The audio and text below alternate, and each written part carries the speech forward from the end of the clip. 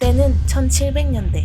조선에는 기괴한 풍습이 번지고 있었습니다. 어느 날 신혼 미상의 손님이 대궐같이 큰 집의 대문을 쾅쾅 두드립니다. 이 집에 살던 부유한 영감이 낯선 손님을 맞으러 직접 나가니 이상한 대나무통을 맨 남자가 우두커니 서 있었습니다. 날 찾았다던데 무슨 일이오? 수상한 그 남자는 말없이 대나무통을 열더니 영감에게 통의 안쪽을 보여주었습니다. 그러자 갑자기 영감의 정신이 혼미해지더니 거품을 물고 쓰러지는 것이었습니다. 갑자기 돌변한 건 영감뿐만이 아니었습니다. 영감댁 식구들과 하인들 모두가 발작을 일으키고 있었습니다. 영감댁 사람들은 그 수상한 남자에게 돈과 곡식을 주고서야 다시 정상적인 상태로 돌아갈 수 있었습니다. 도대체 영감이 통 속에서 뭘 본 걸까요? 믿기 힘들지만 좁은 통 속엔 비쩍 마른 아이의 시체가 끔찍한 몰골을 하고 꽉 들어차 있었습니다. 이 남자가 보여준 수상한 대나무통은 속칭 연매라고 불리는 끔찍한 물건이었는데요.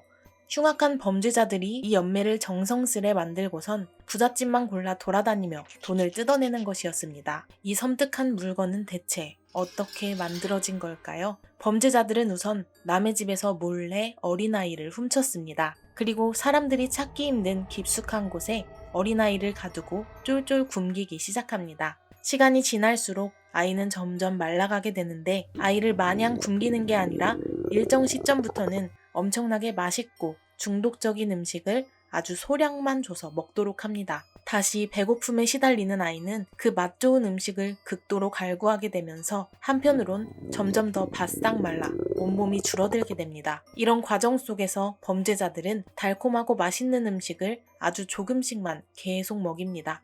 시간이 지나 아이가 죽기 일보 직전이 되어 흉측할 정도로 마르게 되면 본격적인 작업에 들어갑니다. 조금씩 먹이던 맛있는 음식을 이번엔 한 움큼 집어 대나무 통 속에 넣고 아이에게 건네줍니다. 그 음식의 달콤함을 아는 아이는 더 간절한 마음으로 사력을 다해 발버둥치며 통 속으로 기어 들어가게 되는데요. 아이의 몸은 너무도 작고 말라진 상태이기 때문에 작은 통 속에 온몸을 스스로 구겨 넣으며 들어갑니다. 이로써 마른 아이가 대나무통에 완전히 들어가면 그 순간 번개처럼 빠르게 아이를 칼로 찔러 대나무통에 들어찬 그 상태 그대로 죽여버립니다. 좁은 통 속에 마른 아이가 끔찍한 몰골로 들어찬 저주의 물건, 연매가 완성되면 곧장 뚜껑을 닫고 아이의 혼이 밖으로 새어나오지 못하도록 합니다. 범죄자는 부잣집을 골라다니며 죽통을 열어댔고 그 집의 좋은 음식으로 아이의 귀신을 유인하여 그 집 사람들에게 병이 생기도록 했습니다. 이 아이의 혼이 침범함에 따라 머리와 배를 앓게 한 뒤